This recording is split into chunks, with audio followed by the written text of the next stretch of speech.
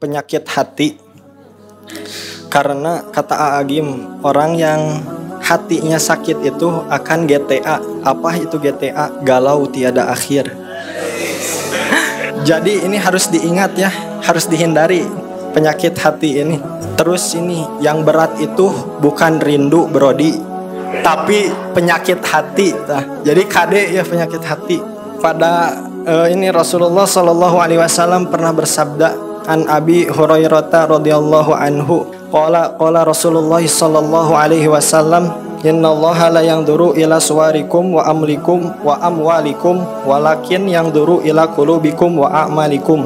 Sungguhnya Allah itu tidak melihat bentuk rupa kalian dan tidak juga melihat kepada harta benda kalian, tetapi Dia melihat hati dan perbuatan kalian. Pada kesempatan kali ini saya akan menyampaikan 3 penyakit hati. Yang pertama dengki, yang kedua ria, yang ketiga ujub. Dengki itu merasa keberatan kalau Allah Ta'ala menganugerahkan kenikmatan kepada orang lain, baik berupa ilmu, harta, rasa simpatik di hati orang lain, dan lain sebagainya. Bahkan ia ingin sekali agar nikmat itu bisa hilang dari orang tersebut. Rasulullah Shallallahu Alaihi Wasallam pernah bersabda, dengki itu memakan kebajikan yang telah dilakukan oleh seseorang, seperti api yang melumat kayu bakar.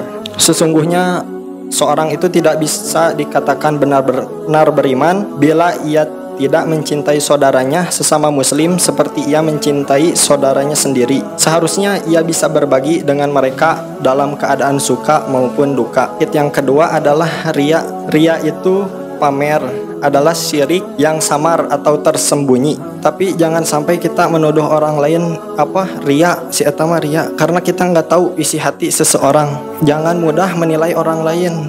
Ria, jangan sampai ria. Kenapa? Ria itu berat ya. Bagaimana ada yang syahid tapi niatnya untuk pujian orang, maka ia akan mendapat pujian dari orang tapi tidak mendapat balasan dari Allah. Kemudian ujub. Ujub ini seorang melihat dirinya lebih mulia dari orang lain, atau sombong itu adalah menolak kebenaran dan meremehkan orang lain. Kita bisa melihat bahaya kesombongan dari iblis. Dia berkata, aku lebih baik daripadanya. Engkau ciptakan aku dari api, sedangkan engkau ciptakan dari tanah. Surat Al-A'raf ayat 12. Seharusnya kita bisa menganggap orang lain itu lebih baik ketika melihat anak kecil.